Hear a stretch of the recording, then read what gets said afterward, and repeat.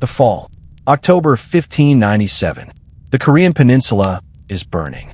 A Japanese armada, over 300 warships, is cutting through the Yellow Sea like a blade. Their mission is simple: crush whatever remains of Korea's navy, clear the coastal road, and march unopposed to the capital. Standing in their way? 13 ships, and one man the Korean had already imprisoned, tortured, and left for dead. This is not a legend. This is history. And what happens next will be studied by military commanders for centuries to come. To understand the miracle of Myeongnyang, you have to understand how Korea got there. In 1592, the warlord Toyotomi Hideyoshi launched one of the most audacious military campaigns in Asian history, an invasion of Korea, with the eventual goal of conquering Ming China itself. The conflict, known as the Imjin War, saw Japan attempt to conquer the Korean peninsula as a prelude to an invasion of Ming China. Japanese armies were modern, battle-hardened, and brutal. Within weeks, they had swept through the Korean peninsula and captured the capital, Hanseong, what we call Seoul today. Korea was on its knees. But on the sea, something was different. On the sea, there was Yi Sun-si. Yi Sun-sin was not a man born to fame. He was an officer who failed his military exams twice, who was passed over, overlooked, posted to freezing border forts in the north. He didn't rise through privilege or politics. He rose through obsession, an obsession with strategy, with ships, with the sea.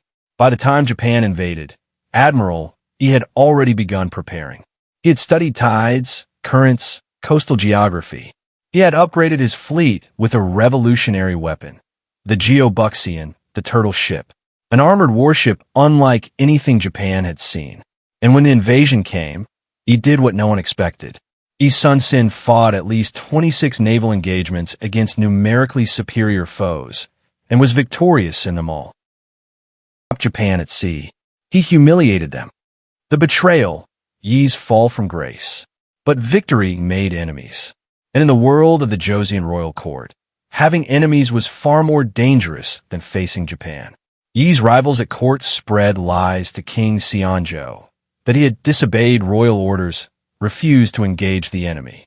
In 1597, he was relieved of command, placed under arrest, and taken to Seoul in chains to be imprisoned and tortured, almost at the point of death, through whipping, flogging, burning, and torture by leg breaking. King Seonjo wanted him executed. Only the intervention of his childhood friend and prime minister, Myeongnyang, saved his life. Spared death, he was demoted to the rank of a common foot soldier. For a Joseon general, this was meant to be worse than execution, a total destruction of honor. But he obeyed quietly. He went to the front lines under the command of a lesser general and served without complaint. Then came the disaster that changed everything. The Battle of Chilcheollyang. Yi's successor, Won Jae-un, failed to respond to reports from his scouts and allowed the Japanese to land critical reinforcements unopposed.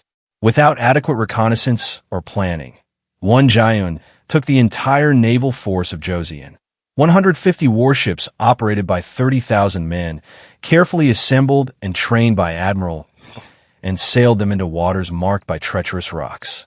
The Japanese ambushed the Joseon fleet in the Battle of Chilcheollyang in August 1597. Of 200 vessels, 188 were lost. The Japanese navy now enjoyed near total dominance at sea. Won Jae-un was killed in the rout, and suddenly, desperately, the king who had ordered Yi tortured needed him back. He was reinstated. He inherited the wreckage of a fleet, broken and terrified crews, and 13 ships. The trap is set. Yi's strategic genius. Most men will have surrendered. Some of Yi's own officers argued it was hopeless, that 13 ships could not fight 300, that the rational choice was to abandon the fleet and fight on land. He refused. He is said to have replied with words that have echoed through Korean history ever since. I still have 12 ships. As long as I command them, the enemy shall never be safe. But courage alone doesn't win battles. He needed something more. He needed the sea itself. The Myeongnyang Strait. After careful study of potential battlefields, Admiral he lured the Japanese fleet into the Myeongnyang Strait. Myeongnyang Strait had currents, eddies, and whirlpools so powerful that ships could only enter safely a few at a time. The north-south tidal flow reversed every 3 hours, limiting the time the Japanese could mount an offensive. The strait was sufficiently narrow that it would prove impossible for the Japanese to flank or envelop the numerically inferior Joseon fleet. The strait had very strong currents that flowed at approximately 10 knots, first in one direction, then in the opposite direction, in 3-hour intervals. He studied those tides. He mapped every rock, every eddy, every shift in current. He knew exactly when the water would turn. He also knew that the Japanese would enter the strait when the tide was in their favor. He did not want to fight south of the strait with the current at the attacker's advantage. Instead, he wanted to fight in the waters just north of the strait, where the currents were calmer, and where he could lure them through before the tide reversed. What the Japanese did not know was that they were being lured into a masterfully devised trap. The night before the battle, he gathered his captains. The men were terrified. They could see the size of the Japanese fleet from where they anchored. He paraphrased the ancient Chinese military scholar Wu Qi, "He who seeks his death shall live. He who seeks his life shall die." They would fight. There was no other option. The battle, the miracle of Myeongnyang. Morning of October 26th, 1597. In the early morning, the Japanese fleet, comprising between 130 and 330 ships under the command of Tadu Takatora and the vanguard commander Kurushima Michifusa, began its approach into the Myeongnyang Strait. Initially, the Korean fleet, anchored at the strait's northern end, did not engage. He was aware that morale among his sailors was low. Many feared the overwhelming odds. His captains hesitated. Their ships sat still. The Japanese fleet came on. And then Yi Sun-sin did something extraordinary. Yi Sun-sin himself sailed his flagship forward, alone, into the Japanese fleet, drawing fire and demonstrating to his officers that engagement was both possible and necessary. His flagship engaged the leading waves of Japanese vessels alone, withstanding continuous attacks and inflicting damage with its superior firepower and structural resilience. The Panoxian, a robust, flat-bottomed, multi-decked warship made of thick pine and oak, was ideally suited for combat in coastal and strait environments. One ship against hundreds. His captains watched, and then, slowly, one by one, they followed. The tide turns, literally. Now Yi's trap snaps shut. The Japanese vanguard, pressing hard into the strait, confident in their numbers, suddenly felt the current shift. The tide reversed. The currents that had been pushing them forward now pushed against them, throwing their formation into chaos. Ships crashed into each other. The narrow strait, designed to let only a few ships through at a time, became a killing ground. Korean artillery tore through the Japanese formation. The Panoxian cannons, firing from elevated decks, rained fire down onto the Japanese Sekibian, lighter warships that couldn't even fit their larger vessels into the shallows. He swiftly disposed of the Japanese flagship. The Japanese vanguard commander, Kurushima Michifusa, was killed, his head mounted on a mast as a signal to the fleet. The sight broke Japanese morale completely. Tadu Takatora, the overall Japanese commander, was wounded during the battle, and half of his subordinate officers were also wounded or killed.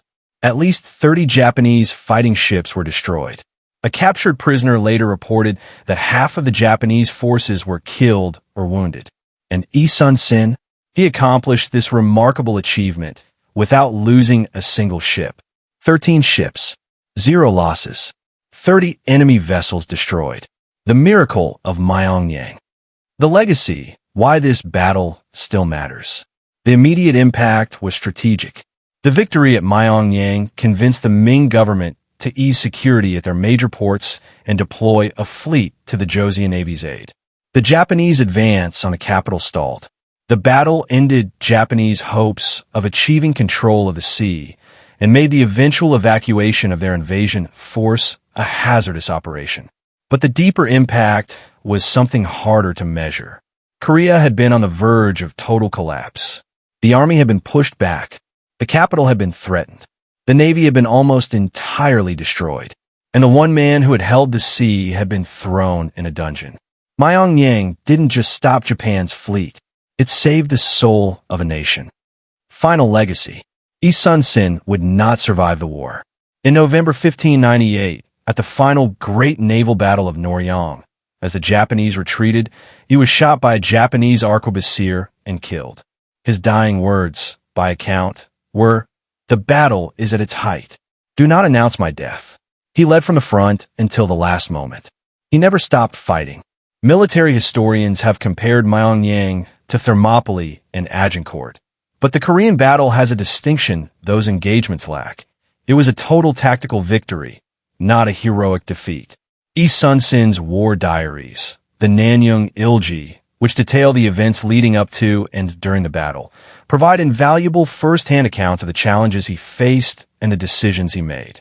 They have been studied by scholars and military historians worldwide, affirming the tactical genius behind the Myeongnyang victory. The powerful tidal currents Sun Tzu turned into a weapon-still rush through the Old Olmok Channel near Jindo today, a reminder of how geography and genius combined to change the fate of a nation. And in 2014, the story was brought to the screen in the South Korean blockbuster The Admiral, Roaring Currents, which became the highest-grossing film in South Korean history at the time of its release, seen by over 17 million people. Because some stories, no matter how old, still roar. 13 ships against 300. A man the king tried to kill, standing between a nation and annihilation. If you've never heard of Admiral Sun Tzu before today, now you have. And if history has taught us anything, it's this. The most dangerous man in any war is not the one with the biggest fleet. It's the one who knows exactly where to make his stand. Like and subscribe for more legendary historical tales.